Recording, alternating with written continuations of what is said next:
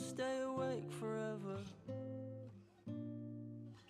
We'll hide away when no one knows. Let's run away together on our own. Just lead me into your world.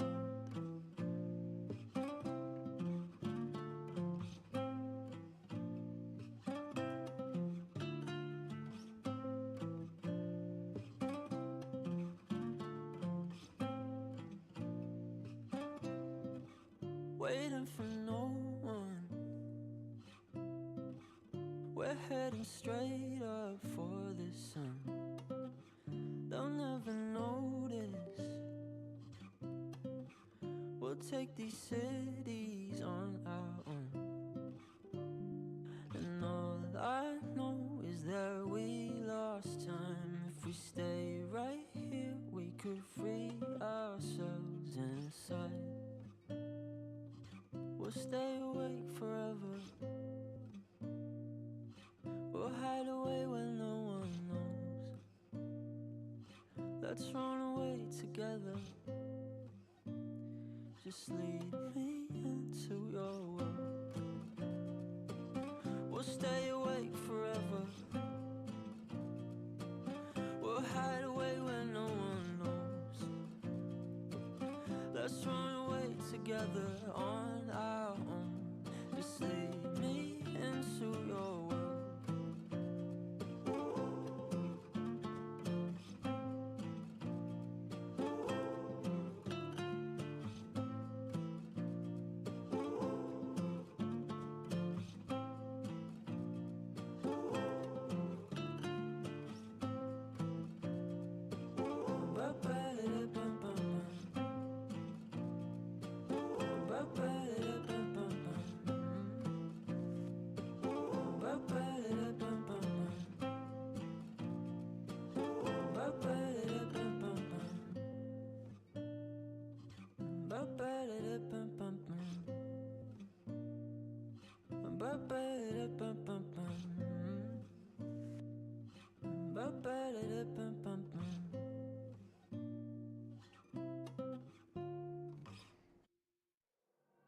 Running round like dollars in the wind,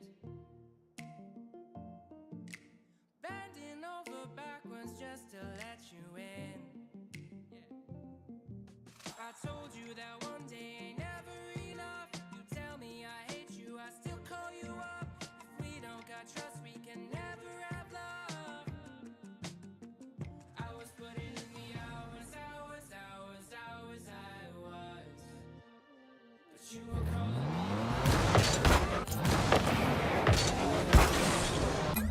I've been putting in the hours, I was.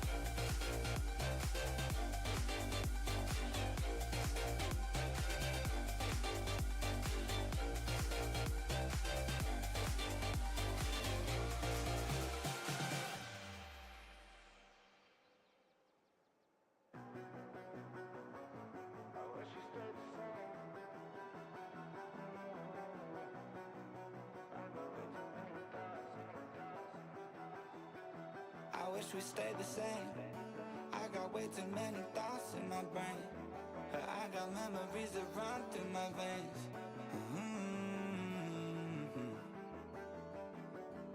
I'm not one to blame, but I could point out every way that you changed. Some things stay up while others go right down the drain. And lately we've been going down in flames. But if I'm honest, I get in my feels when I want you. Say you feel it too, I'll haunt you. Hold on till I'm lost in the nirvana.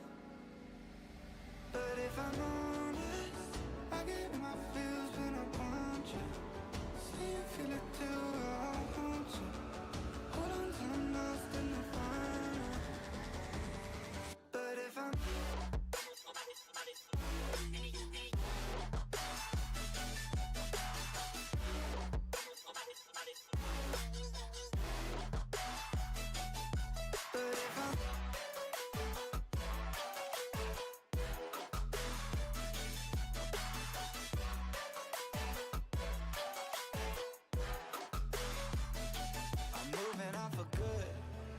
my therapist is saying that I should. I don't believe it, but I really wish I could. Instead, I guess I'll stay misunderstood. Oh, 'cause I'm stuck now, just trying to figure a way out. I've tried but can't seem to slow down. I don't know if I want to. But if I'm honest, I get in my feels when I want you. Say you feel it too, I'll haunt you. Hold on till I'm lost in the nirvana. But if I'm honest, I get in my feels when I want you. Say you feel it too, I'll haunt you. Hold on till I'm lost in the nirvana. But if I'm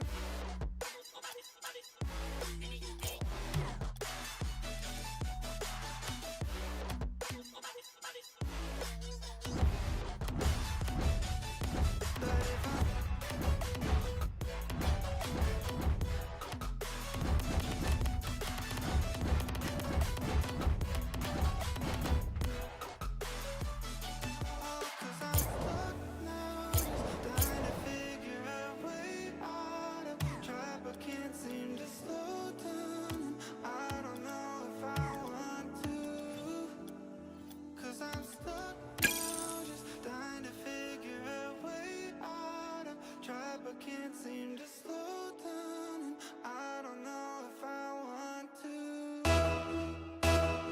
Put the trims in, take this for its first test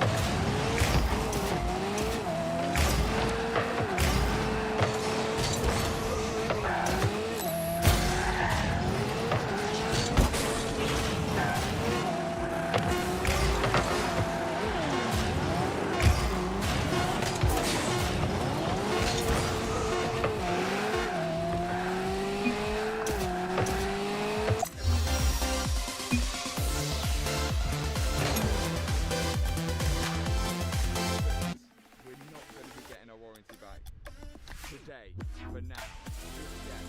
Now one of the main reasons why we can't get the warranty back just for now is you have to own the car for over 90 days to get the warranty back on the car. So you need to provide a lot of I haven't owned this car for over 90 days, and that's to stop trading it. Buy it, doing what needed, taking it from there, getting a warranty, and then selling it for the So we need 90 days, and then we can get the warranty. On top of that, the warranty but that's not enough to that is actually now on the front we've got a little cross for Axel Jung. The plane is expected to be a wheelbone and that needs to be fixed. So we have brake pads we got a cross for which is on the front the brake pads are all rusty and they're cracking and not been used in ages, so they want them replacing before they honour the warranty. The engine has mist of oil and some coolant marks, but that's because obviously when we filled it up and we've got coolant on there, they said if that dries out and the car runs in around with no mist of oil, it'll pass, which it will. And there's one more last one, which is you need to have no unusual noise or vibration. And we have a rattle on the roll cage. So this roll cage, you'll see it's been wrapped yellow. It's not actually that original colour. And what they've said is the back, whoever took it out, the ball's back in the wrong place, and they think it's causing it to rattle. So really, once that's all done, we can get a Porsche approved warranty, and we can do whatever the hell we want to it, and we've got warranty. Good news. But what about the mileage discrepancy on why this car had its warranty bill in the first place? However long it takes, I'll be there one day. Eternal, I'm alive and chasing whatever it is I'm facing. I can't walk away. There's so much left to say. Our story never has to end.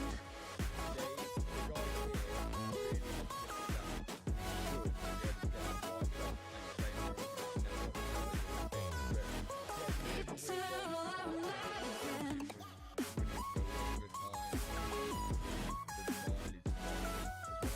So with all that being done, and all the work we've done to it, was this build actually worth the money? I think this car will be worth, with the mileage and the age, around 135 to 140,000 pounds. And I bought the Lemon for 87,000 pounds. You can break my stride. There's a palace in Which brings the cost to 92,000 pounds. Plus all the labour we spent, which I still think is a really good result. What a result! The stars are falling, skies are raining gold. Forever I'm free, that's what it could be. So I'm waiting. I don't need a rush, I'm patient. However long it takes, I'll be there one day. Eternal, I'm alive and chasing whatever it is I'm facing. I can't walk away. There's so much left to say. Our story never has to end.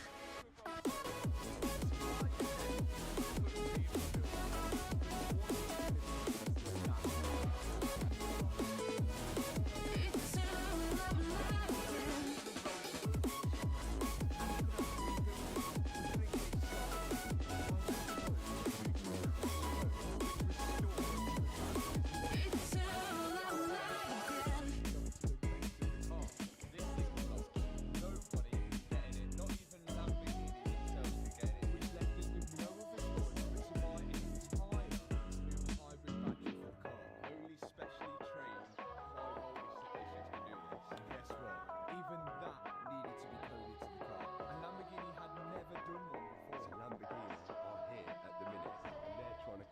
The battery to get it going, but it didn't work. At least that's what we thought. But still, the car wouldn't drive. It won't move.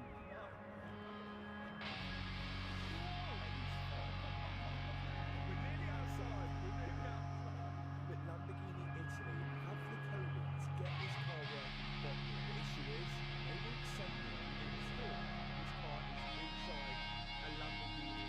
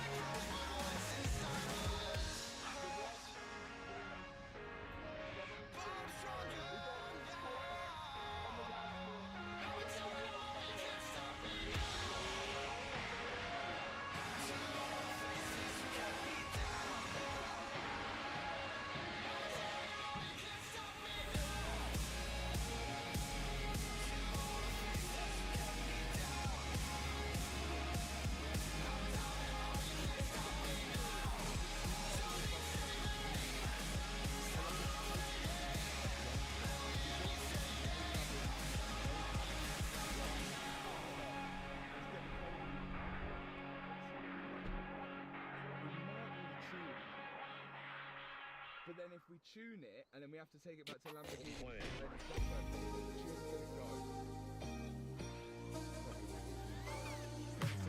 Way too many faces in the crowd, but I think that I see you. One too many days got me changing up the way that I need you. Now we're both at a bar, acting like it's not hard, trying to feel something different. Talk to somebody new, kinda wish it was you, kinda numb to the feeling. Now that you're gone, they say time should heal, but it's been too long. Couple months and I can't seem to move on. I can't seem to move on. I can't seem to. I can't seem to.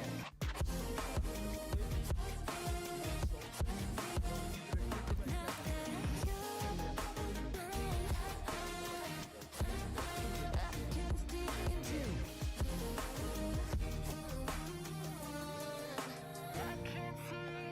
Laying on my floor, thinking about all the things that we've been through. It was about to fall. From 24/7 to pretending like I never met you. No, it's all for the best, 'cause I know where I'm last every time we're together. Going out of my mind, and I wish I could lie, tell you that it gets better.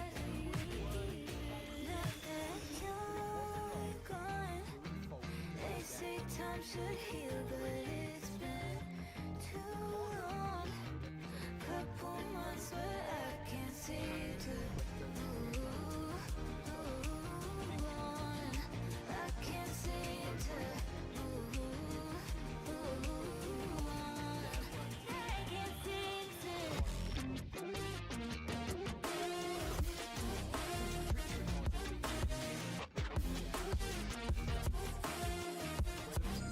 I can't seem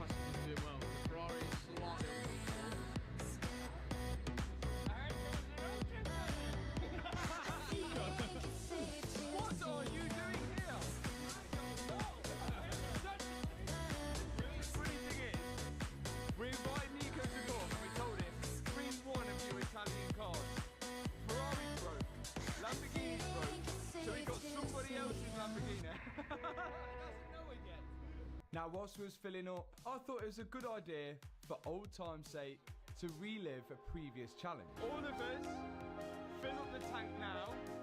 We've got about 1,000 miles to Monaco, and for old time's sake, just like in all the other videos to Monaco, let's gamble the fuel cost. And I love gambling. This could be interesting. My dad has a 4.2 naturally aspirated V8. Nico has a 4-litre twin-turbo V8. And I have a 6.5-litre V12, but with hybrid assist. We're going to find out over the 1,000 miles which one is the most economical, and when we gamble the fuel cost of Monte Carlo Casino on either red or black, and if we win, we get that whole fuel cost back. A free trip, we hope.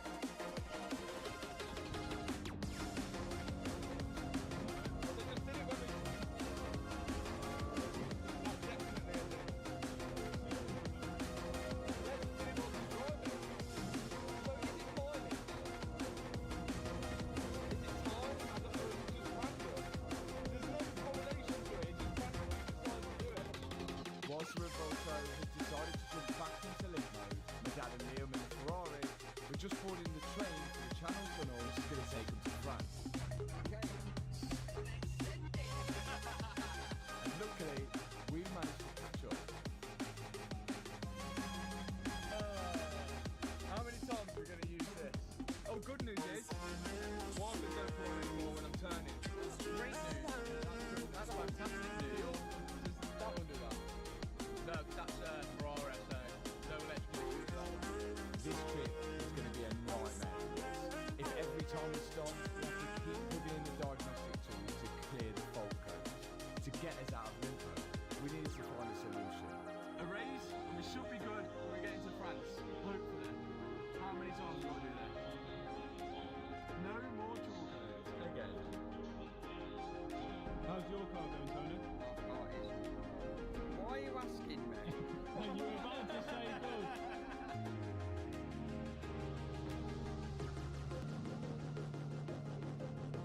We are in France!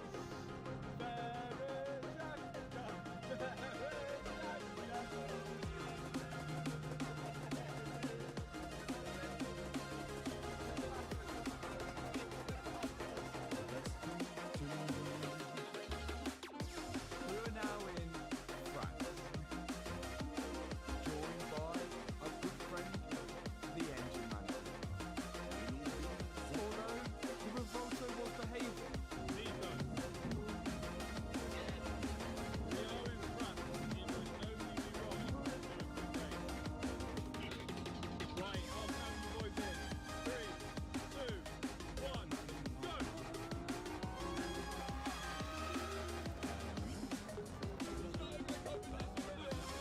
and still clearly had all of his power, but we're not sure for how long.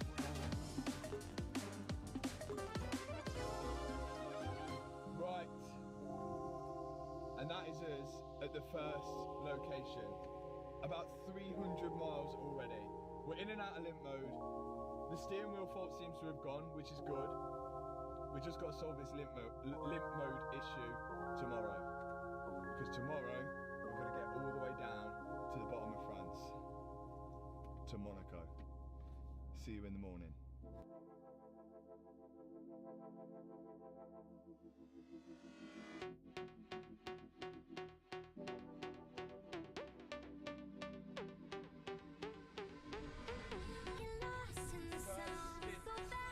Complete.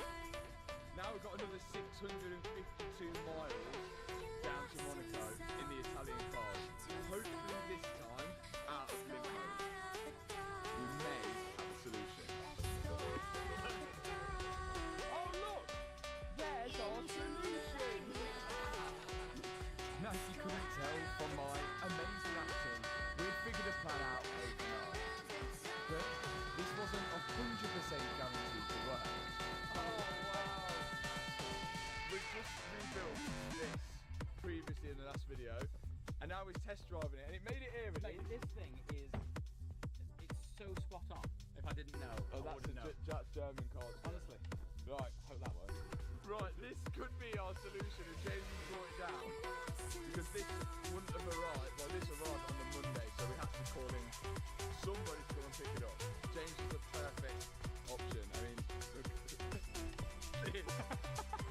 This is an OBD killer. It plugs into the OBD port and then cancels the codes which come up due to the lambda sensor. But we don't know whether it's going to work. Again, it's an MBD. They've never been done. This is not going well. This could do more damage than this. Yes, I'm going to take the risk. Right, the interesting thing at the minute is that the engine light's on. Now, I don't know whether you're supposed to cancel the engine light and then plug it in, or do I plug it in and then start it and see if it goes off? I think I should plug it in. Right, this is going in into the OBD port. Okay, should we see if it's gone off?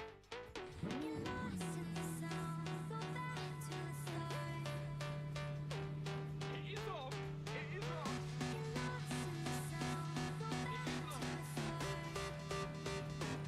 Okay, the engine light is on. Whether it stays on or whether it drives fine is completely different. But James, I think he hit so far. We just might have solved it. So now we can get back on the road for our long drive into Monaco. This time with extra company in the GT3 RS.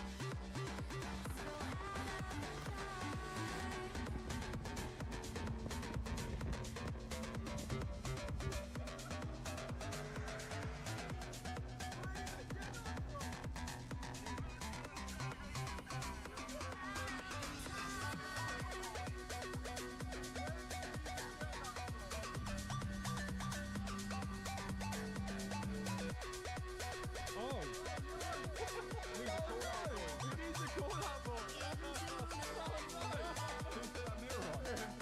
So it seems after a full rebuild on James' car, there was a small teething issue. So we need to get that fixed once we're all done our first fill. €100.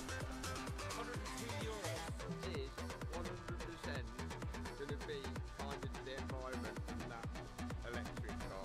You think so? Yeah. €70. Saving the planet. I think it's going to do it. 130! Right, what we're doing? 400. Next thing.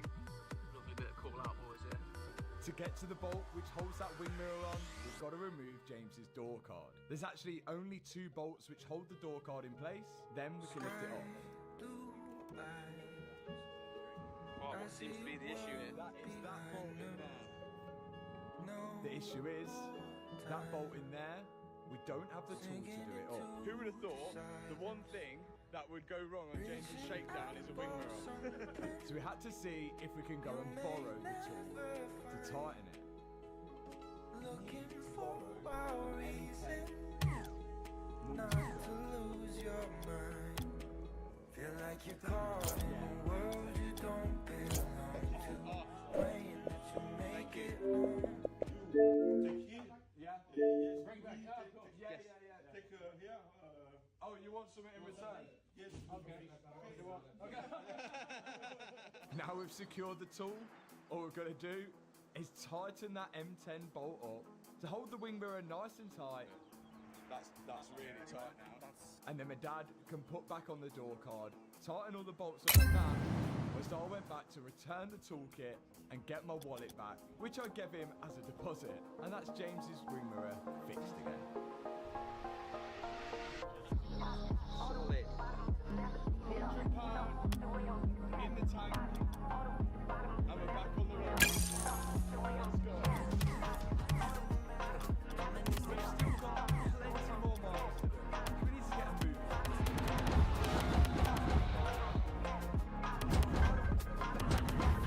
You don't have to turn the dial to make it cold in the car. Go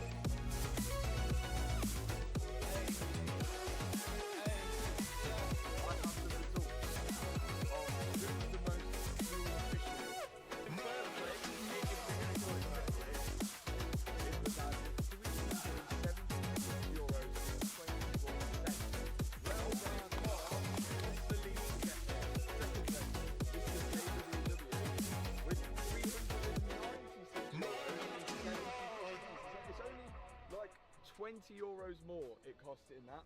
And I reckon if you took the wing off, it would have been cheaper. Okay. Third place. There's a big battery in your car, and there's a big heavy weight on my car, so yeah. It's me.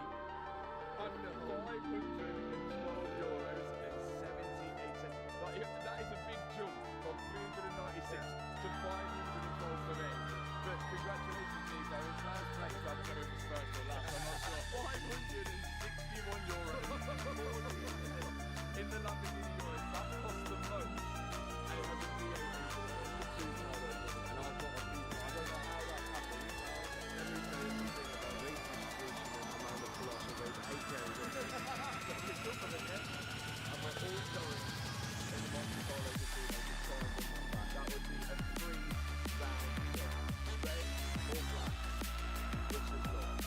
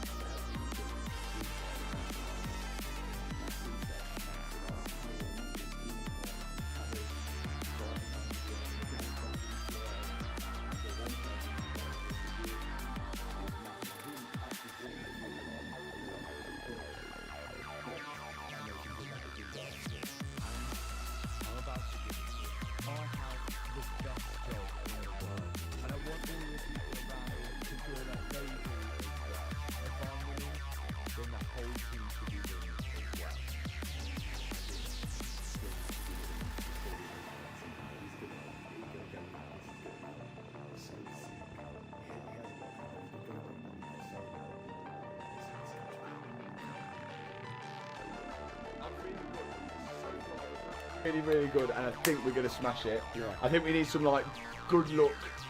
Energy. Energy! What was the energy? Power? No, what was that? Last time we come here and we won, we had a good luck little like moment before, didn't we? Right, let's go. I got my dad a Rolex. That's true. That's true. Look at that. It's time for somebody else to get a Rolex.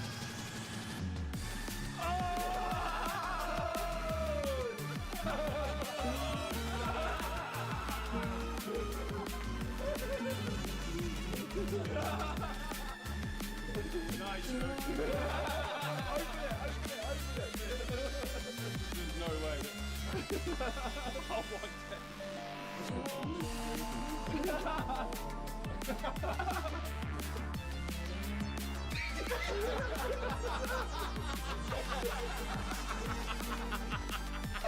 Sorry. That's my one. That's a bluesy, which is what Matt always wants. HWBCG has treated Matt to a Rolex for his hard work over the Not just the impact you have on Matt and everyone else, but also on me. I think you're a superstar. Sorry for my language. I'll just leave it out, sorry. Yeah, no, very grateful for you and for everyone here, and yeah, very proud that I'm delivering our watch. Look at that. Your dream watch. That is Matt's dream watch. He's been going on about it the whole time. Wait there, but first. Mate, no way. Wait, also, just have a look on the inside. We made it something really special for you. What do you mean? Just a reminder that you're always But you're actually.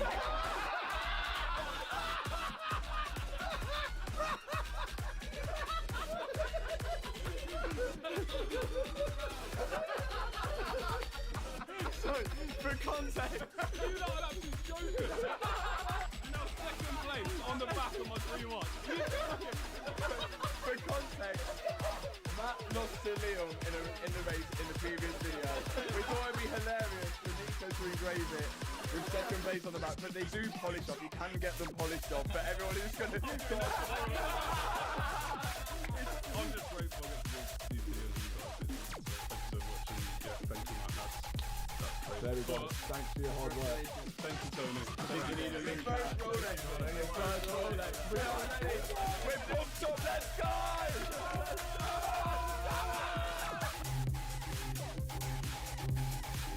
It's now or never. Let's get to the casino. This is it. It's time to go and win. Come on, everyone who's watching, to bring up the vibe right now. If you've not subscribed, hit that subscribe button, hit the thumbs up button. Let's go do this.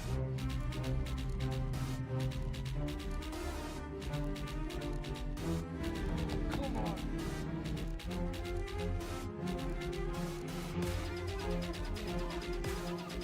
This is it. We're here. We've decided. Red. We've been, for some reason, we've been drawn to red. I don't know, Nico's still on the fence about it. Still on the fence. I still think black. No, shut up. You know why I think it's black? Shut up.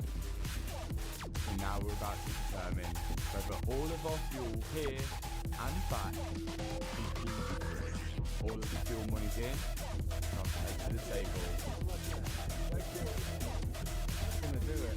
Put it all on red. It's down to the casino now. That's it. That's it. Come on.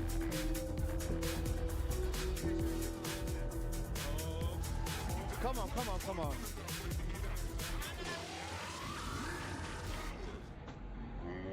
Oh!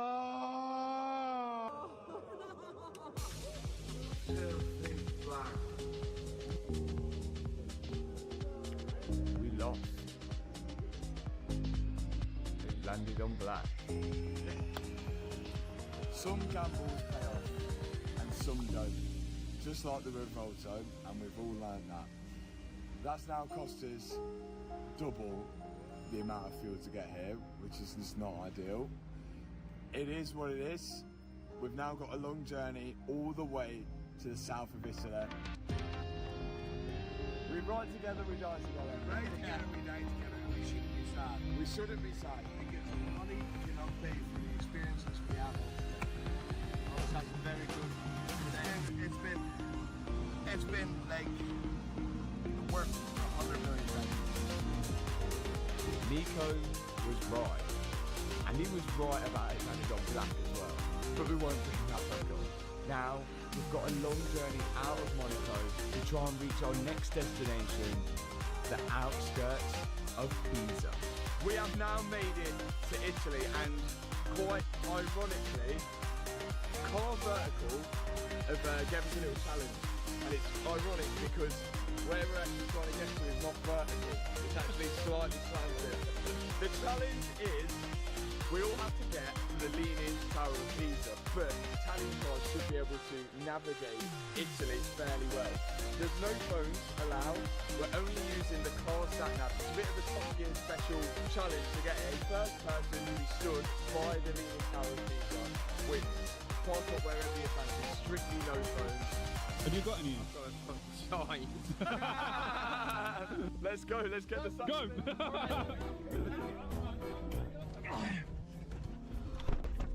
We're gonna take off. Simple as.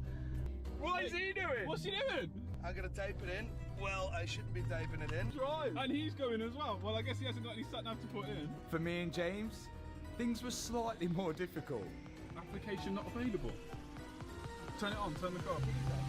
We're going this way, And that is being counted. 11k. Sat nav, search. Okay. The Revolto was especially difficult. Come on. This is the truest Italian car here. Start. Go. Oh my god. Oh my god. You're in green angle of the Tower of Pisa. It's 4 degrees. Look how many steps there are. See down the bottom, those dots are steps. This is saying so it's 14 minutes to get there. The Tower of Pisa has been closed a good few times. Our only hope is the parking situation. And for some of us, the tower was already in sight. Actually glad you're the person driving this car without any navigation because you were probably grown up without navigation. Leaning Tower of Pisa, it's there. Let's do it. Come on, it's there. god! Scientists have figured out that That says teaser. Stop. 100 meters leaves the roundabout at the third exit. 1857, We are now very far behind. the tower should actually fall over at a lean angle of 5.44. It's like behind this giant wall. Car Vertical can actually test if your car is straight because it knows whether it's been in an accident or not. All you have to do is put in a registration plate into Car Vertical or a VIN number and you can see the full history of your car. If it was in an accident, it might even show you photos of the car when it was in an accident. Yeah, we're going. Turn left. Wait. You can't turn left. There's roadwork. Here we go. That's the left turn. It's just a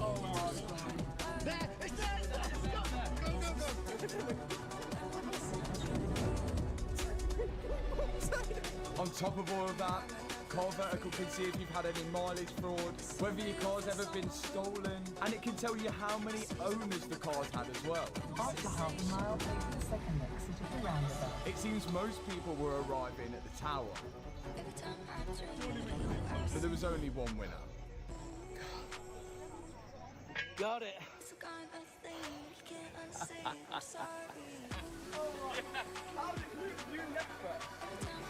Oh, they're over there, look. How long have you been here? We all made it to the non-vertical tower. Good challenge from Car Vertical. Remember, if you need to check your car out, or you do need to check your car out, or a car that you're potentially about to buy, see the full history of it with a link in the description box below. Use my code MAT for discount on that check. That was a good challenge. And Unbelievable. And you know what? the German car won. That's embarrassing. Yeah, that's German car embarrassing. won And in Italy. you know what's even more embarrassing? I beat you. We were back on the road with our mission to get to the south of Italy.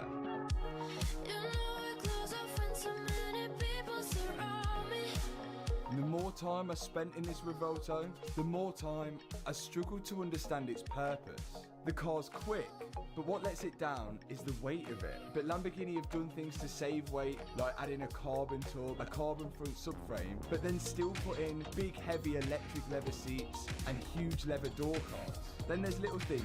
There's over 20 buttons on the steering wheel so that the driver never has to take his hands off the wheel when he's driving. But then to change the aircon controls, you've got to take your hands and eyes off the road for at least 30 seconds to be able to adjust it.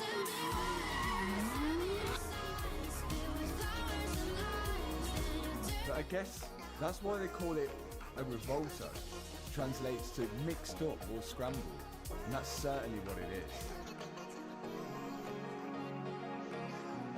Now, despite the Italians making great cars, the roads were not so great.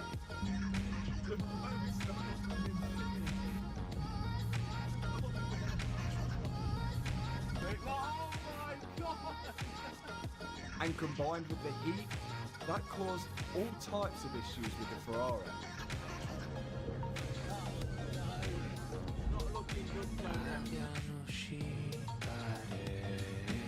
And it also caused some issues for the Revolto as well. You want your wipers to go on? Ready?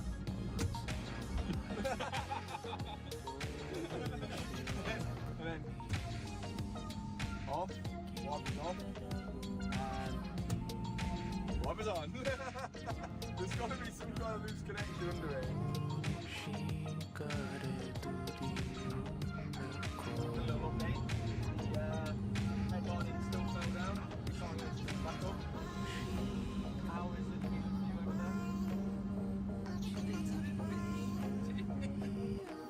there? Oh, it's down. Oh, it's just tape. Tape and a bit of glue. We drove so far, then checked into a hotel because tomorrow would be our final day. And that was the day we needed the car to work the most. What's up? What's happened? Nothing is working. car won't start. To turn it on, you have to turn those toggles. Yeah. They don't use easier. I can't. Oh! Try the door, try the door. There seems to be some loose connection with the steering wheel. And because of that, I can't get the car to come out of electric mode. And this is the day we needed it out. Yeah, like the steering wheel's completely dead. All week it was been behaving. It's just since we got here, it's been the worst. Because the roads have been so bad. We had no choice but to get on the road into E mode and then hope the steering wheel comes back to life. That is not good. And after getting to a petrol station and filling the car up, when we restarted it, Yes. it started to work again. Yes. Right, I'm just going to keep it on. We had a bunch of faults on the dash, but all of them were related to these buttons. But the good news is, it was all working now. I just didn't want to turn the car back on, but I didn't need to because we were coming so close now to our last destination. And the whole reason we travelled the entire length of Italy.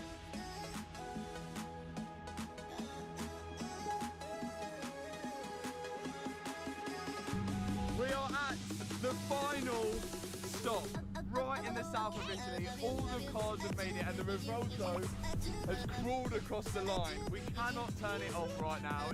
The problems have started, but we're here for a very specific reason. Levante Circuit. We're doing it for the Italians. The fastest lap time here recorded was set by a Porsche Carrera GT.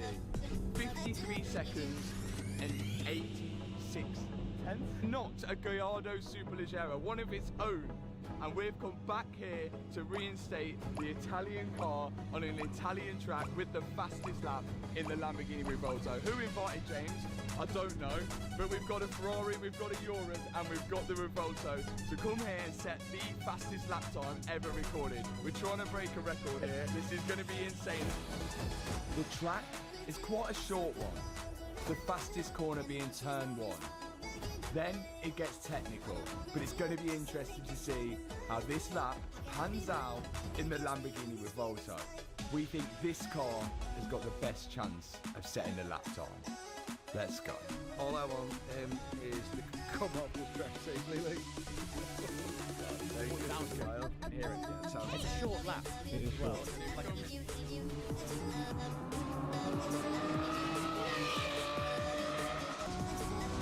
It's all out, full send into the first corner, late on the brake.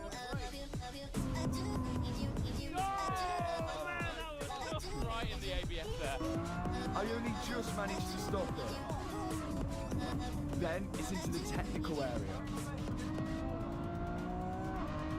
I don't like this. Phenomenal. Remember, this car is really heavy, just under 2 tons. So steering it around these slow speed corners is quite a chore.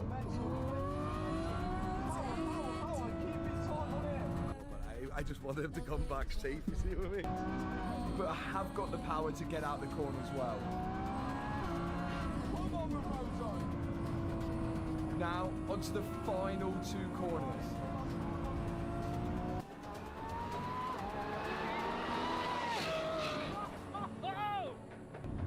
I don't know whether we beat the time. I don't know. Felt fast. I guess we're about to find out. But then we got some news we didn't want to hear.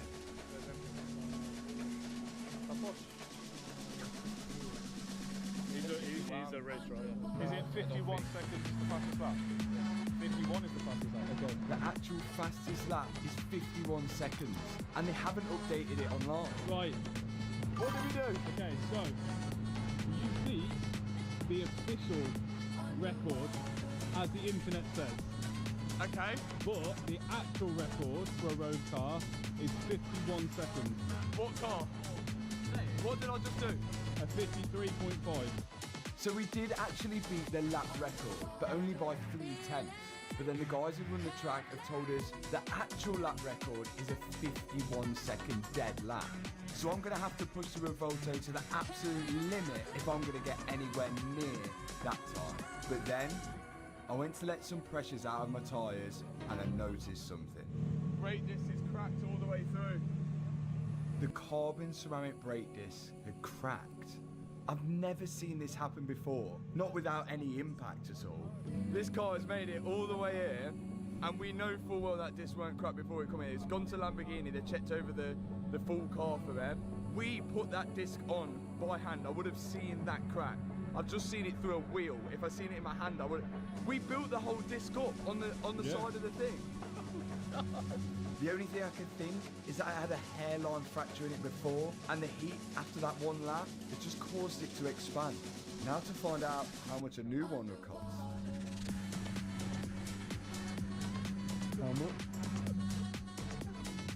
How much? For one disc, £7,452 plus VAT. Nice. The only positive I can take out of this is that it's a rear disc and not a front disc. Yeah.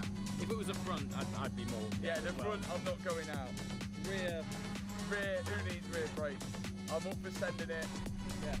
We've come here to do it. The worst that could happen is it'll just shatter into oblivion And then we spin you carbon. into a wall. Yeah. Thank you. This is so stupid. What do you think, James? Do you think I come through it? See it in his eyes, man. He wants it. Yeah. He wants it. Yeah. I mean, we knew we were coming here with a time, which we beat, but now we've been informed he's digging deep. That car was the bits, remember? Them bits. And now it's racing on the track, beating some times here. Right. Come on, Rosa. How do you feel about your son driving on cracked discs? I'm sure he'll know what to do if it falls off. I'm now on borrowed time. How long will these brakes last? And can I improve the lap? He's looking for under 51. I'm giving it absolutely everything. 53.1 that time. That's you just getting warmed up though. I'm classing that as your out lap. Come on, you got temperature in them tyres now.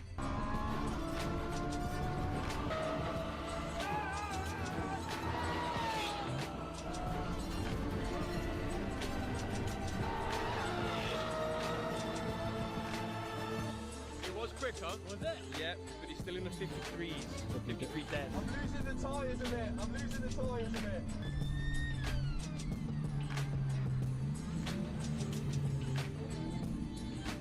That doesn't sound good. How's the disc? Oh, is it nice crack? Oh my god. Yeah. Oh, it's like it was. We can't continue. I can't continue with that. No That way. will explode. What was my time? 53-0. 53-0. We're on the official leaderboard, we are top, but the unofficial leaderboard, which is here, is a 51. And it would be amazing if a car that we've rebuilt does set that lap time, and there's only one person to do it. It's James. If the Revolto can't do it, I'm sure the Porsche can. James the crash it again. Come on, James. The Porsche was immediately faster than the Revolto around this track. That was a 52.36, James. Push.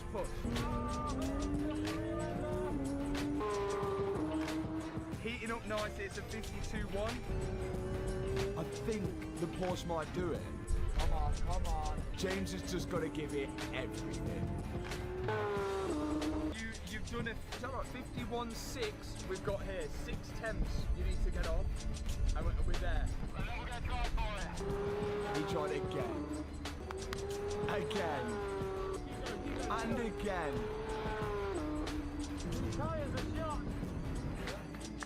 But James's tyres couldn't take it anymore. The more he went, the slower the laps were getting. These tyres were brand new before we come on this trip. We gave it a roll. Listen, proud of you, bro. Proud of you. Well done, mate. Well done. This is what second place looks like. We're fine.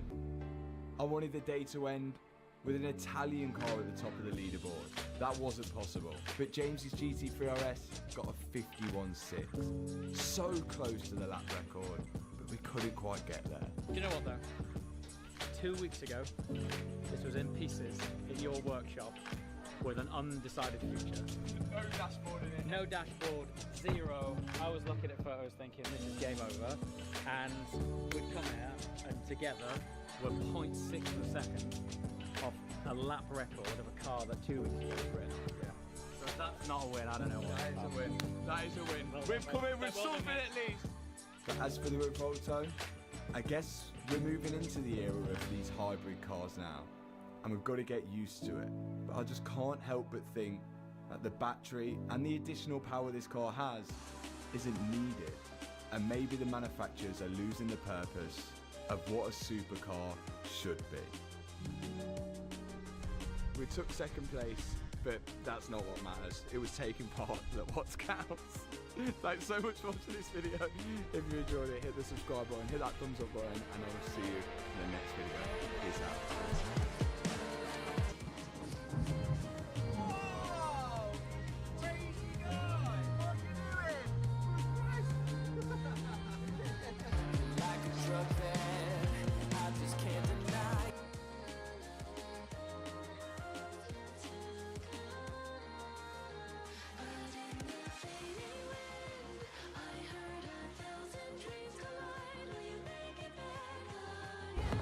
I just bought this brand new Aston Martin DB12. It's only done 29 miles. And now we're going to attempt to rebuild this in 24 hours. At least that's what I thought.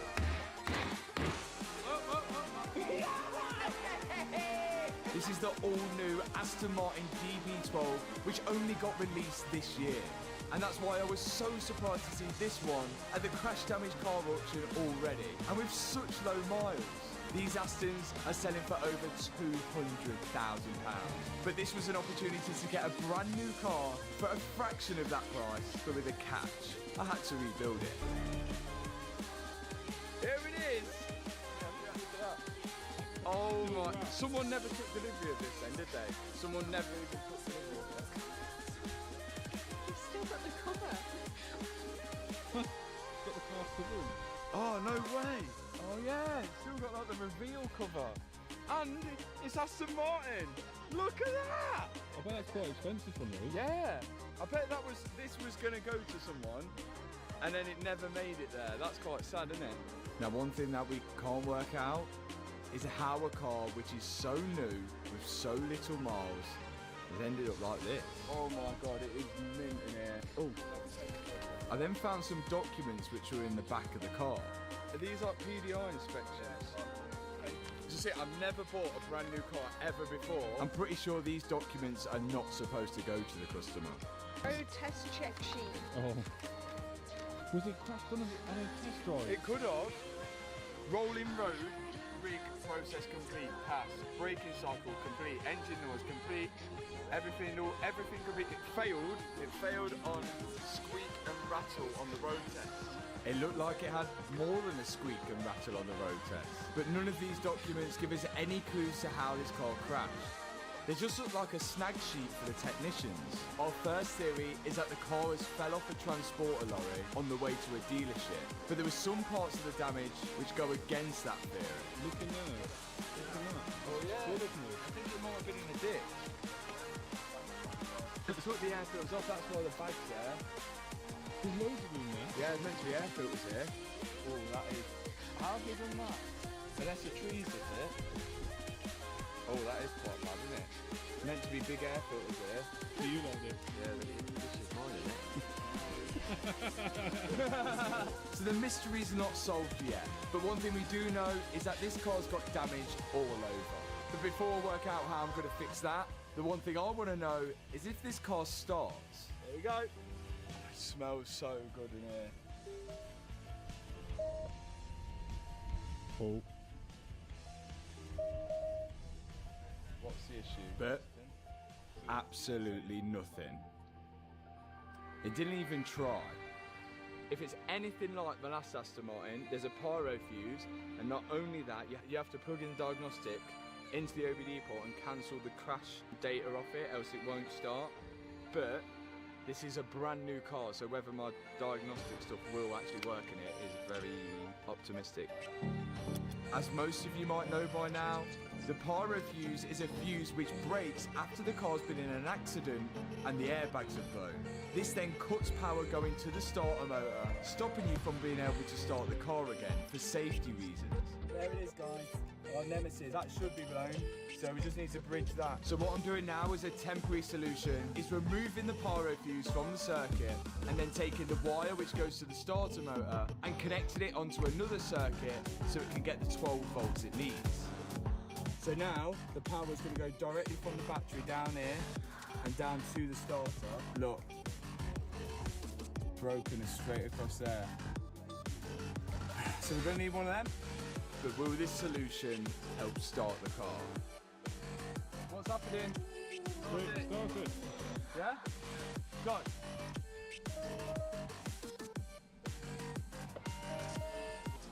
No. We got absolutely nothing. Asking for model year. Now sometimes alongside the pyro fuse you have to plug in a diagnostic tool and cancel the crash data on the ECU to allow the car to start. My diagnostic kit is too old. Oh. But did last time we do it as a C63, I think it was.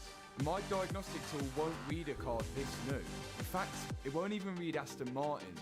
But as we know, Aston Martin use Mercedes for their engines, and nothing's changed on this DB12. It's a Mercedes V8 twin turbo. So instead of telling my diagnostic tool that it's an Aston Martin I'm scanning, I'm going to tell it it's a Mercedes. My tool still didn't do it, so I ended up borrowing another one. But this time it actually read the codes as a Mercedes. There we go. Crash sensor, right front door, the squib for the emergency retractor on the driver, malfunction, window bag. And I can see it had multiple fault codes, especially in the airbag system. I then cleared the ones that I could clear and tried again. Fault codes deleted. 3, 2, 1.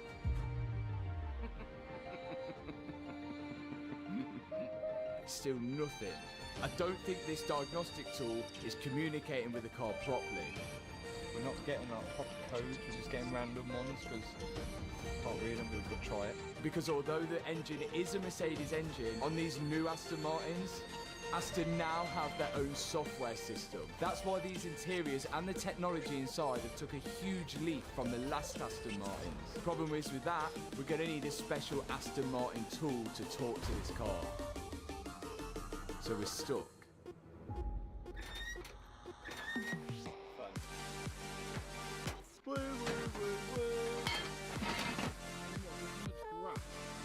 Yeah, it's been in a ditch, isn't it? It's been dragged out of one, you know. Poor Aston. Okay, underneath here. This bolt there, you tighten that up, it should push this car into neutral. So we can't get it started. So my attention now goes on to just getting this car off the trailer. And because the car won't start, it won't come out of the park gear. And the only way to manually do it is to screw in this bolt underneath the gearbox. Yeah. With that bolt screwed in, the car's now in neutral and we can start to push it off the trailer. I've never actually started rebuilding the car before knowing whether it actually starts. But this could be the first. Okay, so we've got two problems. First problem, we can't get it started and we don't even know if it does start. Second problem, we still have no idea how this has actually happened and why it's on 29 miles and whether it actually got to a customer or we don't know.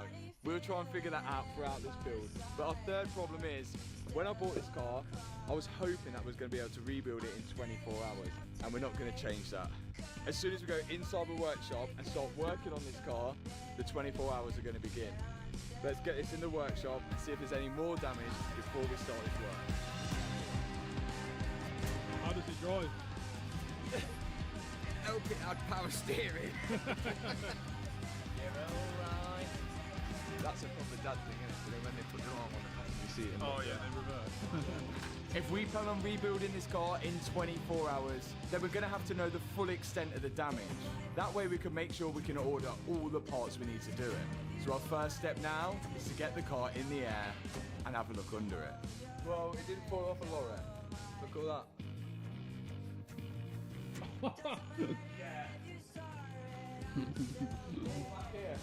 What? What's that? Fuel line. Fuel line. Fuel line. So even if we did get the car cranking, the car wouldn't have even started because one of the fuel lines is completely broke. This is perished as well. In fact, both of the fuel lines are broke, which go from the engine to the fuel It's all tank. mud all up here. Old perished drop link. Both anti-roll bar drop links, front and back, seem to have undergone some damage, so they're going to need replacing. And then when we inspected further, we found even the engine mount was damaged. Just like the Lamborghini Urus, the engine mount is this one's well and truly cracked. Look at that. That's fully cracked, all the casing on there, and it's supposed to look like that.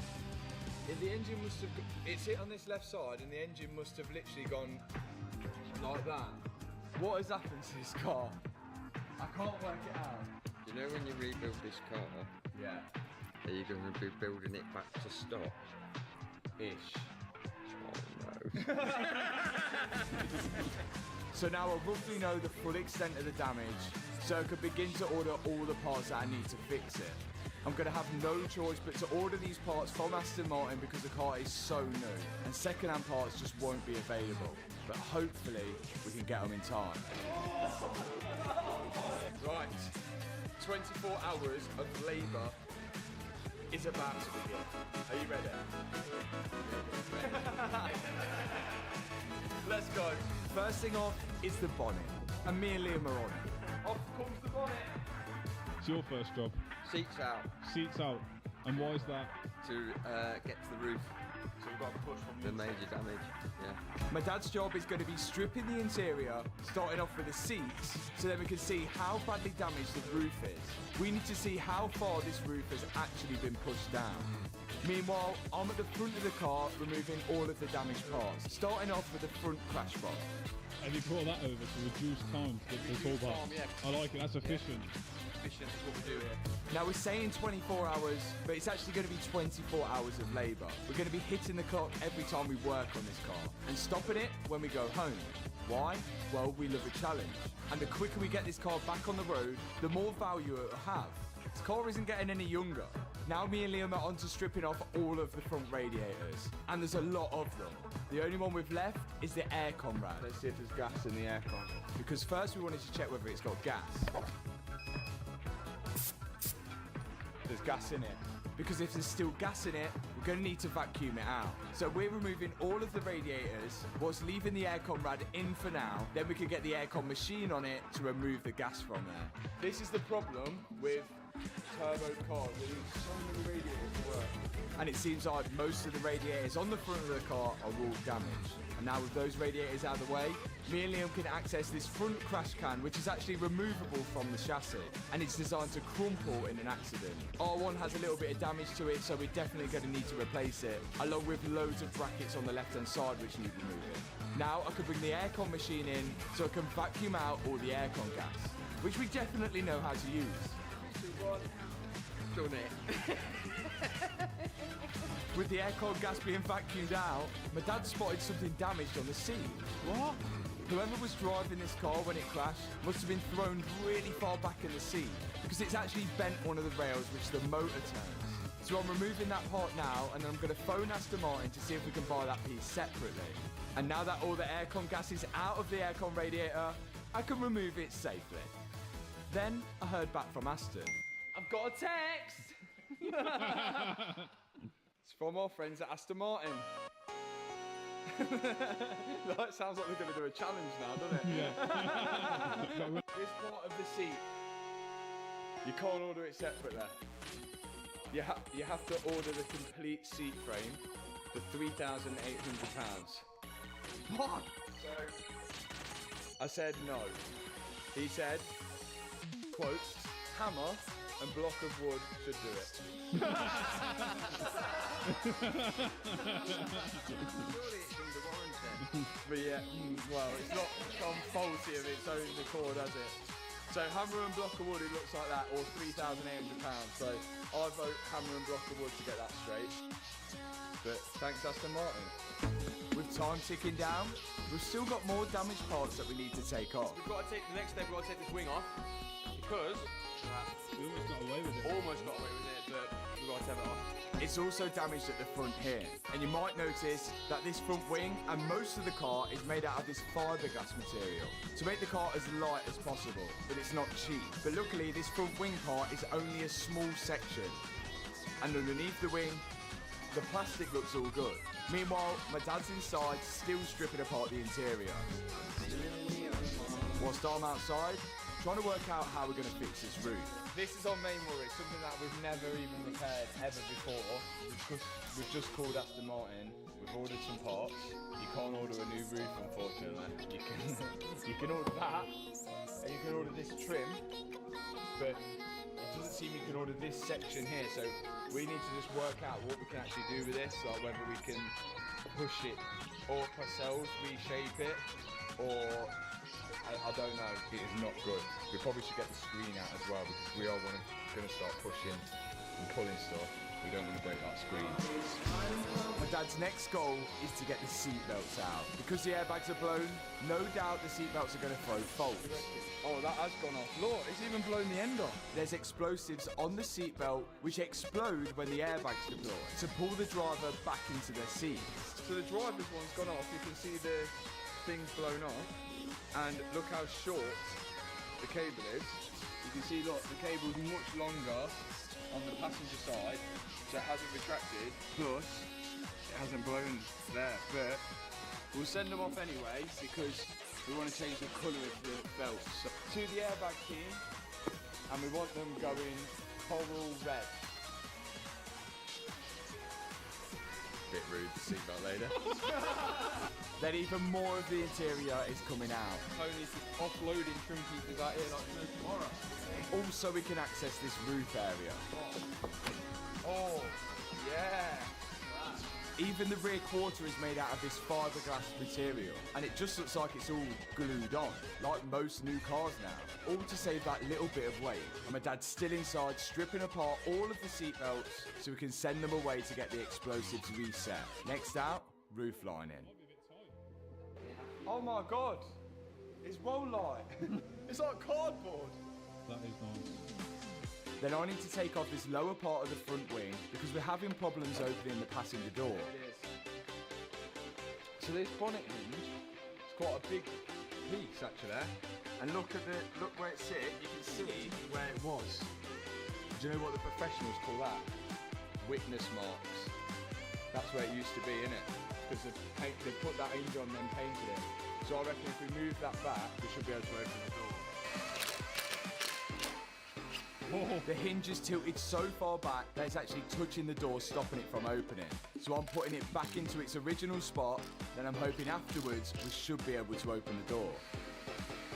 Oh. Yeah! Good progress. Any progress is good progress at the minute. Now we've got most of the damaged parts off the front end of the car, and my dad's now on to removing the curtain airbags inside. Still not exposed a lot.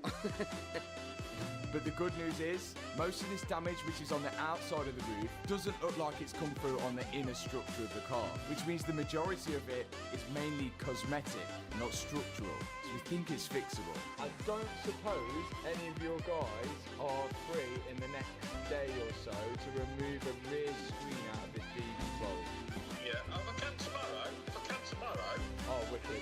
Legend. Once we have that rear screen out, we should have a better idea of how much that roof's actually moved, and we can start trying to repair it. But for now, Liam's on to removing one of the last piece of damaged parts that's on the car, the wing mirror. The wraps here. Inside here should be the colour. Does that count as a colour? It's a colour, yeah. It kind of looks a bit greener. It does look a bit greener. It's got a green thing. Yeah.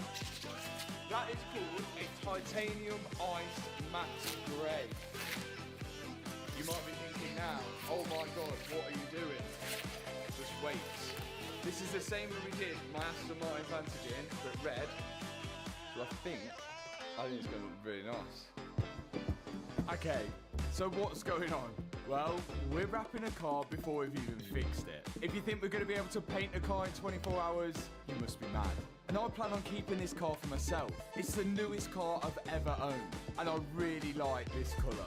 So whilst we wait for all the new parts to arrive, we're making best use of the time by starting to wrap the panels which don't have any damage to them. Starting off with the rear quarter first. This colour is like a satin grey colour, but it almost looks bronze, like a champagne colour, which I think is going to really suit the Aston Martin. And whilst I'm wrapping the rear quarter, Liam started on the front lower wings. Most of this car is pretty flat, which makes it that little bit easier to actually wrap, but it is still very time consuming. Shortly after that, the guys from Screensaver arrived to take out the rear and the front screen. And you can see when they started removing the screen here, how much the right side of the car has almost been pushed down. Because once it was cut from the glue, you can see the screen no longer sits flush with the back of the car. So we're definitely going to have to do some bending and fixing to get that back into place. Yeah, that looks... Now, does that look good? He's starting on the door. Yeah, I'm going to start wrapping the door. So far, so good. I think we've got 18 hours left. We had just over 18 hours left, but I had to hold fire on the front door whilst the guys from Screensaver removed the front glass. And then my dad cleared off the remaining broken part of the glass that was left on the rear quarter. There's still so much to do and it can almost feel overwhelming. We've got the parts from Aston Martin, but now that we've got some parts, we should be able to make even more progress. Front splitter. And it'd be wrong if I didn't upgrade a few of the stuff whilst I was there. Here's the A-pillar, and we got it in carbon fibre. Both sides before we'd upgrade it, but now with this, we can actually see where it's meant to go. So this shape, the shape of this, when we put this on, we'll be able to see where that panel is supposed to go to, so we can bend the panel back to this pillar trim. The price of all these parts as well, and in here, we've still got to go get some more because we couldn't fit the bonnet inside, actually wasn't bad at all. And we're like really in the green with this car at the minute, but it all depends on that roof. Before we get on to repairing that roof, the new crash can arrived, and I was eager to get things moving on the front end. I can now bolt the new crash can back up to the chassis and then move on to more brackets. These are the brackets which hold the smaller radiators which are just in front of the wheels. One of them's actually an oil cooler for the engine. Say, Matthew, instead of you being my apprentice, which I know you love doing, I'm having Liam. I'm teaching him how to... Well, that's not really a hard job, but that's an apprentice job. Yeah, I'll take the pan off. Undo that, boom, on that side. You know what an apprentice job means? It means a job he doesn't want to do, so he gives it to the apprentice. No, I like rebuilding stuff. So now, 8 mil or 10 mil? 10 mil. And now that we've got a new radiator, Liam and my dad can transfer the fan off the old one onto the new one because the fan is actually all okay. And whilst they're doing that, I'm still bolting brackets to the car. Right, this is on, that's on.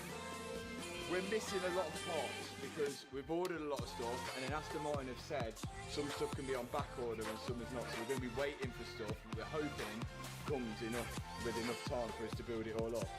And because of that situation, it means we're doing things in weird orders. Hence why now we've gone back onto wrapping the car. Me and Liam are doing the passenger side door, and my dad's moved on to the front end, replacing more broken parts. Now, of course, the main worry is that this car doesn't start, and we still don't know why.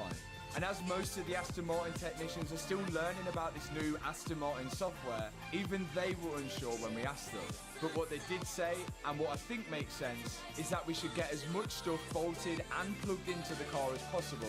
That way it eliminates if it's not starting because something is unplugged. And if it still doesn't start after that, then we're going to have to investigate further.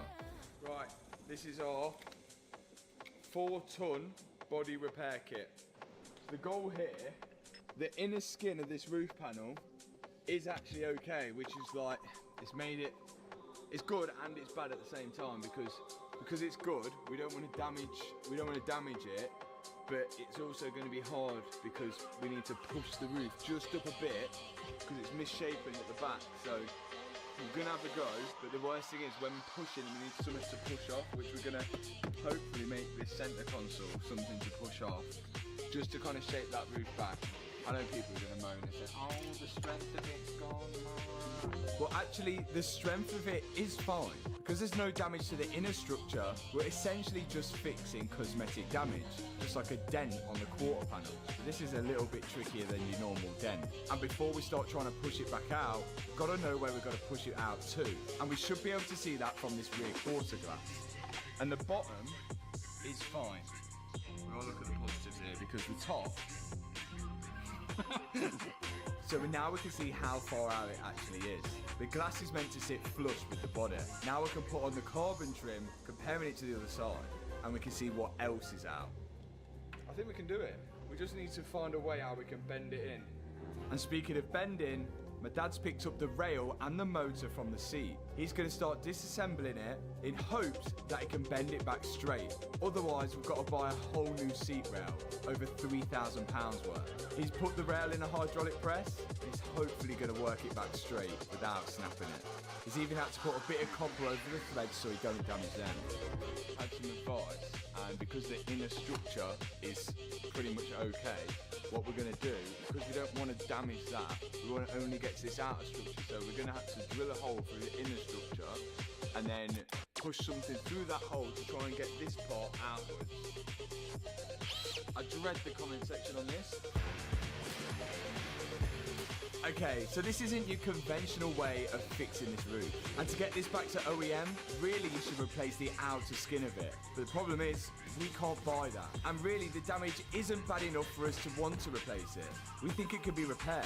So plan A is for us to drill a small hole on the inside, so then we can get something behind the outer skin and hopefully knock it back into place.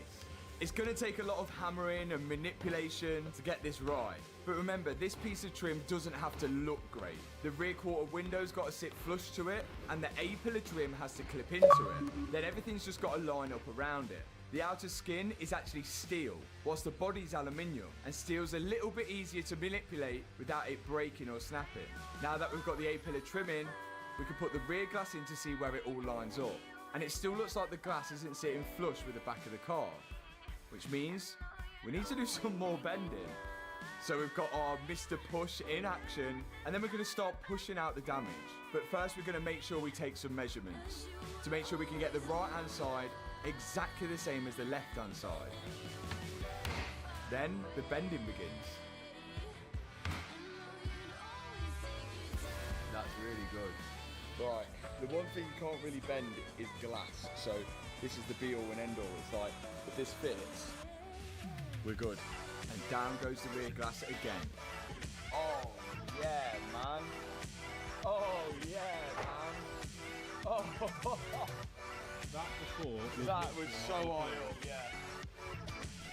Really, yeah. I reckon we might need to go tiny bit. What do you reckon? Tiny bit. And would you believe it? It's actually working. Just a little bit more manipulation to get this glass sitting flush. It's a long process. Taking the glass out, bending, then putting it back in and checking if it sits flush. And we also don't want to damage anything else in the process. But eventually, we got somewhere. Look at that. The rear glass finally fits flush, and the A-pillar carbon trim also is sitting nicely on the car. We then put the rear brake light in to make sure that all lined up, and it was good news. It might not look the prettiest under the panels, but it's doing the job it needs to do. 10 hours left and I'm absolutely done with wrapping. So we've got Kian here who wrapped the GTR from Keezy's Customs, and he's just going to absolutely smash out because the speed he can do it at compared to me is next level. I know we're cheating, but it's going to be a better job and it's going to be faster if he's doing it, and then we can concentrate on doing more mechanical stuff. My dad's gone to get parts, Liam's gone to get a haircut or something. 9 hours 59 left. Kian's about to smash this out. I reckon he'll probably have the majority of this side done with like, what, 8 hours remaining? Yeah, how fast do you think we can do it? Let's go. Kian is back. And now we can make much more progress with the wrapping of the car. Because Kian's been doing it for years, he's a lot quicker and more experienced than I'm doing. He started with the driver's side rear quarter, then he trims up the wrap and tucks it into the places where you can't see it. Then he's quickly onto the driver's side door. And for the side skirt, he's applying knifeless tape, which means now he can cut the wrap underneath without using his knife. He wraps over the tape and then pulls it from underneath, which will cut the wrap. Then, more parts arrived. Liam's here with the bonnet. But before we install the bonnet, my dad's got to put on 2 brand new hinges, which we always replace if the bonnet's ever been damaged, which will help us with lining it up later. This bracket here, look at this bracket. This bracket on here to hold the wing on, all it is glued on to the car. That ain't even, that's not weld, that's glue.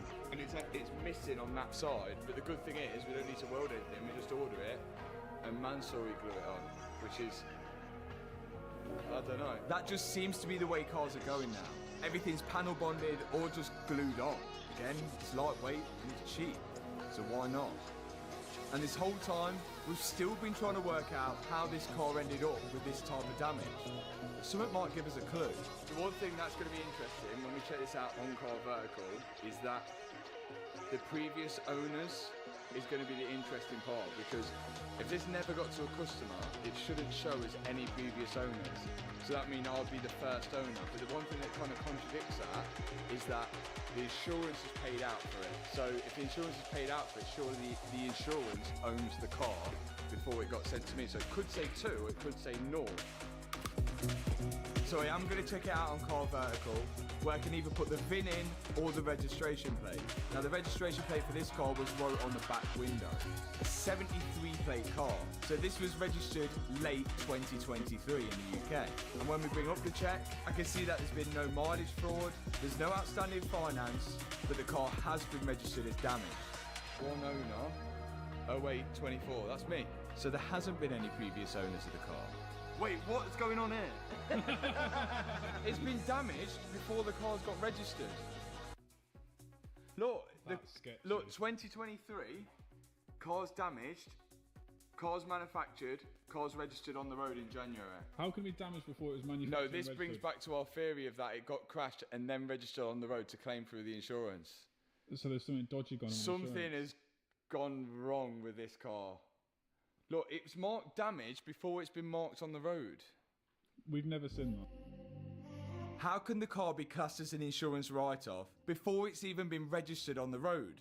It doesn't make any sense. If the insurance is paid out on a car, surely that means it was insured to drive on the road. But how can you insure a car to drive on the road that isn't even registered yet? Something just isn't adding up with this car. But the good news is, I'm the first owner. And another thing which is good with Car Vertical, if you check a car out which has been crash damaged, sometimes you can even see the photos of the car when it was at the auction place, which can really help when it comes to bargaining. So remember, if you want to check your car out, a friend's car or a car that you're potentially about to buy, click the link in the description box below and use code MATT for discount on that check as well. All the rest of the stuff that we need to do is probably going to be underneath the car. We're missing the seat belts, so we can't put the interior back in. We haven't got the airbags yet, so we can't put the airbags in. We need to get this car in the ramp, and then we're going to start doing that fuel line, the drop links, and the engine mount.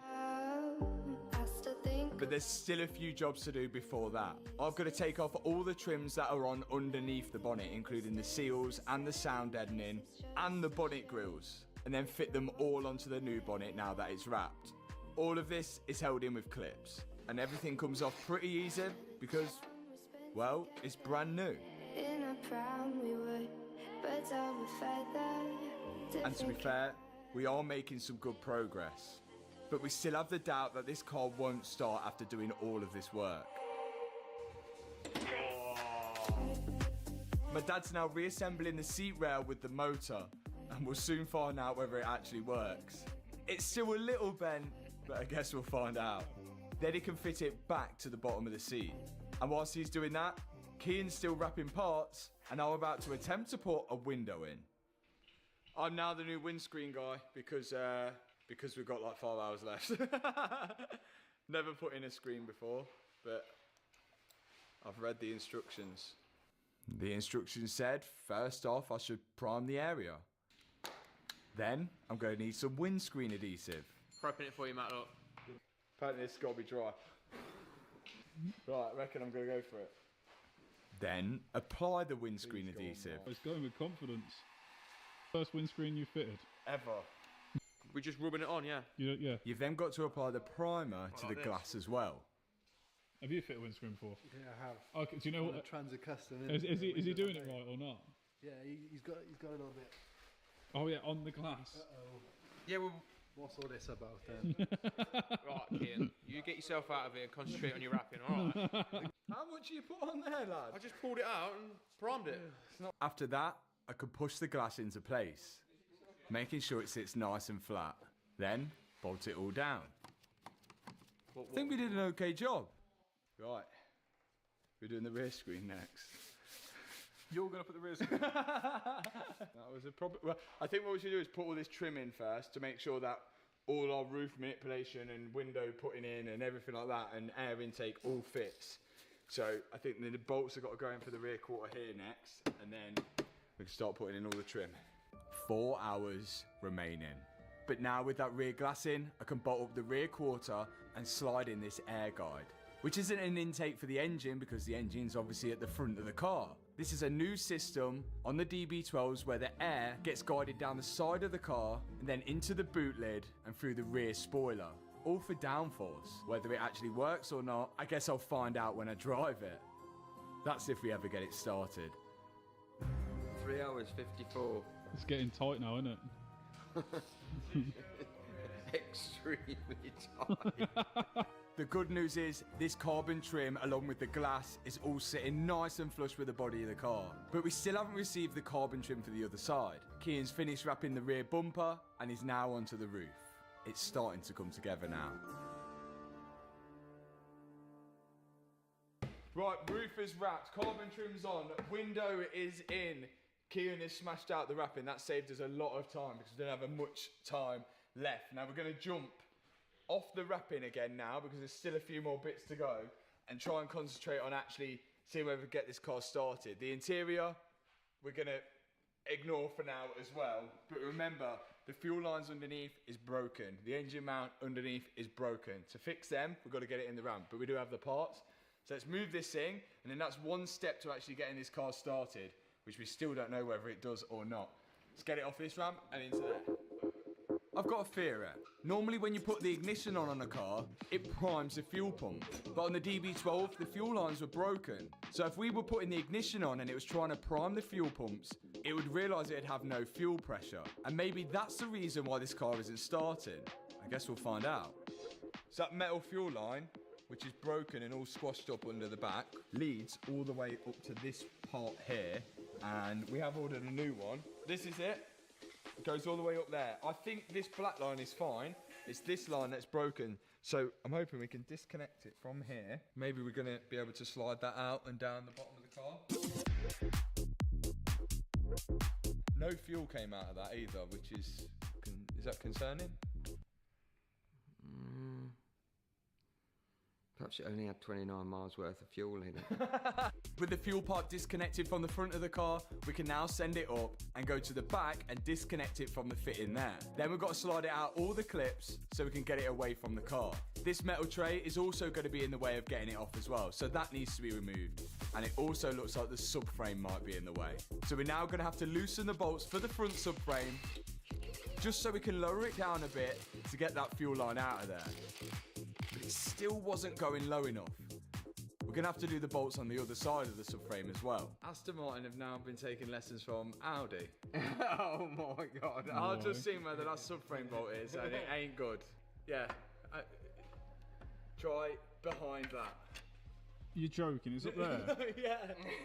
Where? There's a bolt behind that. Before we remove this wishbone bolt, we marked where it was. Because when you turn this bolt, it adjusts the tracking on the front of the car. So we want to make sure we get it back in the exact same spot. And with that bolt now removed, we can move the wishbone out of the way so we can access the final bolt for the subframe to lower it down and hopefully get out our fuel line. Yay! There we go. All of that to get that out. Let's put the new one in, and then we've got to fix the other one that's broken. Good bit of scrap now.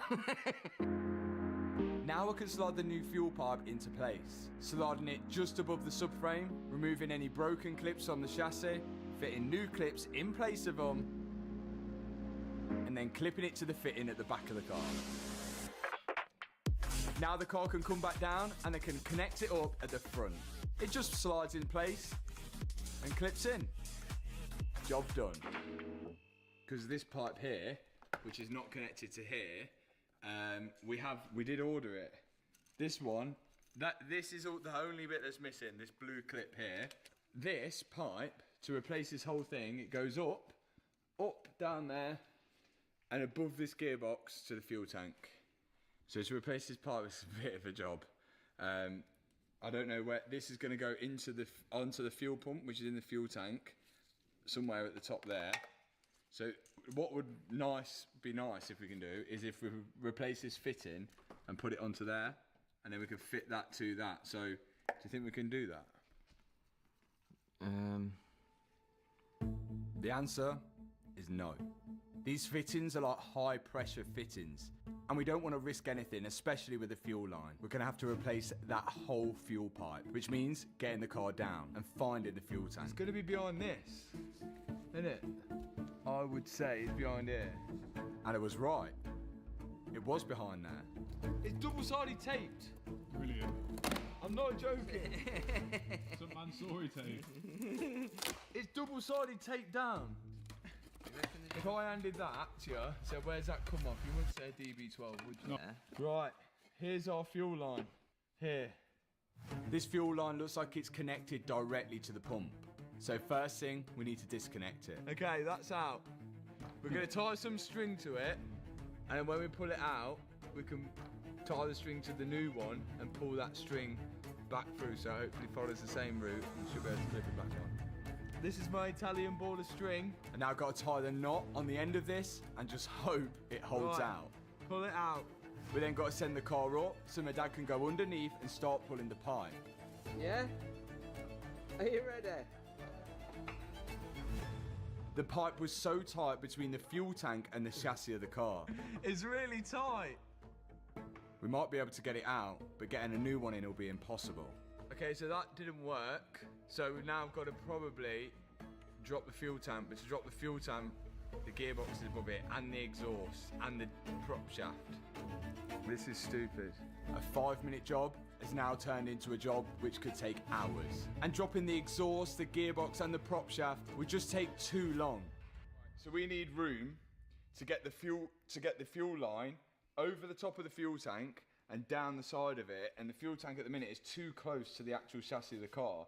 If we lower the subframe down, it's going to lower the subframe, not the fuel tank. But the fuel tank is just above this subframe and everything there, and it's held in with 2 straps, like arms like that. And if we can get to the bolts to lower the arms down, we should be all right. And we think if we take this off, we might be able to get to those straps to lower the fuel tank down. Fuel tank can't be that heavy because we don't think there's any fuel in it, so we should be able to get to it. So we're going to swaz this off and see if we can get to it. Swaz! Swaz. Oh yeah, it smells like gearbox oil. Oh, they come from the factory leaking because mine isn't oil. No way, it's leaking oil. Or that's from when they've filled it. This car's done 29 miles and it's got a leak. No way. No way. That is on there, look. Oh yeah, it's soaked. No way it can't come out of the factory with a leak. So it's actually, unless it was just residue from when they filled it. Anyway, Well, can we get to our straps? We can. Can we? Look, here's the fuel tank. Yeah. And look, and here, up here, look, them bolts there, lower this tank right down. Great news. So we just need to loosen those 2 strap bolts, which should lower the fuel tank just enough and away from the chassis. And once we've done that, we should be able to pull the pipe out because it'll have enough clearance to go over the top of the fuel tank. This time, my dad's tying the Italian string to the end of the fuel line and I'm going to pull it up through the car. which seemed to work, but it was still pretty tight. But that's the broken fuel line out. Let me put this on. Now I've got to go back underneath and tie the Italian string to the new fuel line. Okay, start going up. And my dad's now got to pull the string through. Jammed on something. Okay, hang on. It was such a tight fitment. It's gone real. Oh, no, it's going. Yeah, it's going. It's going. Yeah? And we didn't want to break the pipe. Going.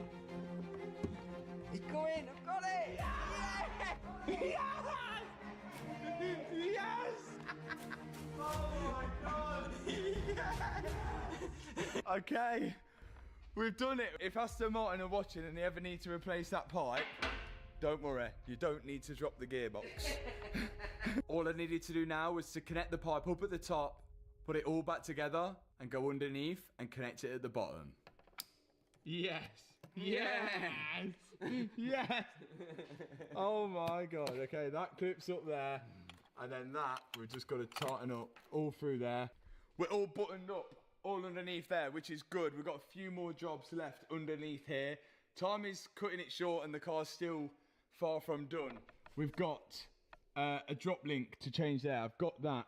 We've got a drop link to change here, which I've half took out already. I just need to change those two. But the main thing is this engine mount up here, which I have got a new one right here. And it's literally only 3 bolts underneath.